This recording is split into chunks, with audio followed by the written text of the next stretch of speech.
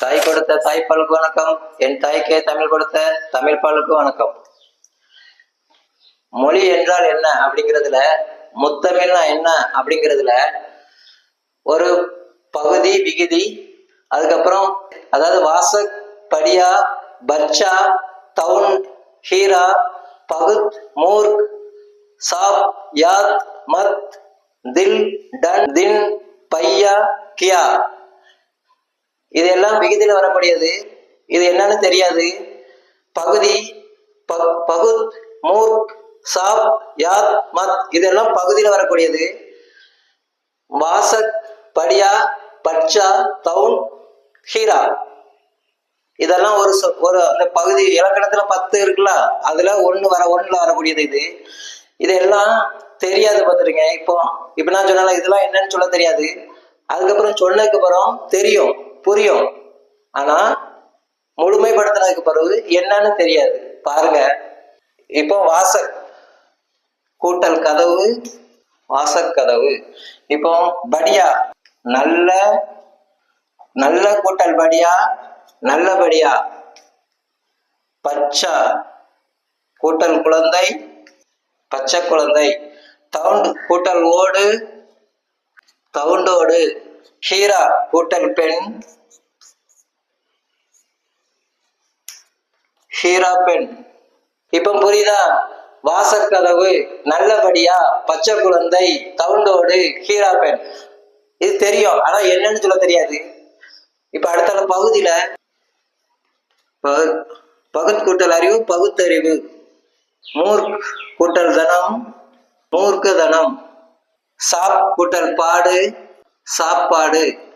யாத் கூட்டல் திரை, யாத்திரை. மத் கூட்டல் தாளம், மத்தாளம். இப்போ என்ன தெரிஞ்சுட்டா? பகுத்தறிவுனா என்னன்னு தெரியுமா? மூர்க்கதனம் தெரியுமா?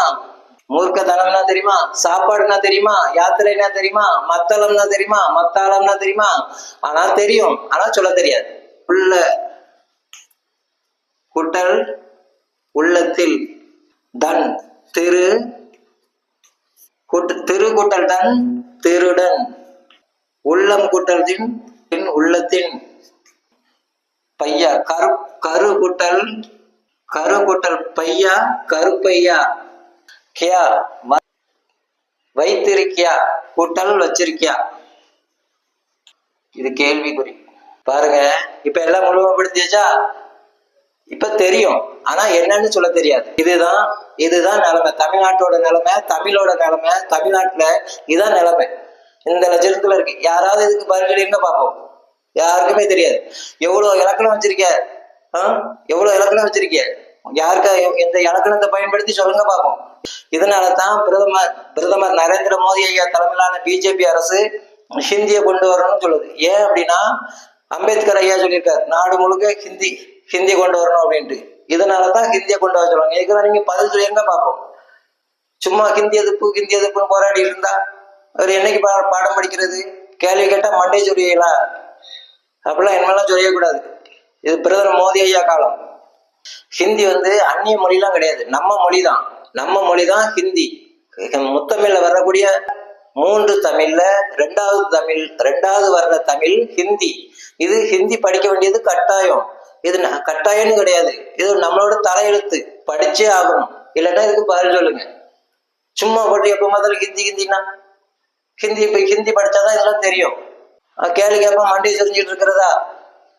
யாரெல்லாம் ஹிந்தி அந்நிய மொழி, சமஸ்கிருதம் வடமொழின்னு யாரெல்லாம் சொன்னீங்களோ அவங்கெல்லாம் ஒரே ஒரு விஷயத்த ஞாபகம் வச்சுடுங்க, ஒரே ஒரு விஷயத்த எழுதி வச்சுடுங்க. ஹிந்தி வடமொழி, சமஸ்கிருதம் அந்நிய மொழி இப்படின்னு யாரெல்லாம் சொல்றீங்களோ அவங்க வாயில தமிழ் நிக்கவே நிக்காது. எல்லாம் வடதின்ன பேப்பர்ல வரலாறு பிடிச்சிருக்கீங்க. பதிவு மூலமா என் நாட்டின் பிரதமருக்கும் பிஜேபி அரசாங்கத்துக்கும் ஒரு வேண்டுகோள். எப்படியாவது நீங்க ஹிந்தி படிச்சு வச்சே ஆகணும். ஏன்னா முத்தமிழ்ல வர 2வது தமிழ் ஹிந்தியை நீங்க கண்டிப்பா படிச்சு வைக்கணும்னு நான் அந்த பதிவு மூலமா கேட்டுக்கொள்கிறேன். சமஸ்கிருதம் வேற, ஹிந்தி வேற, தமிழ் வேற கிடையாது.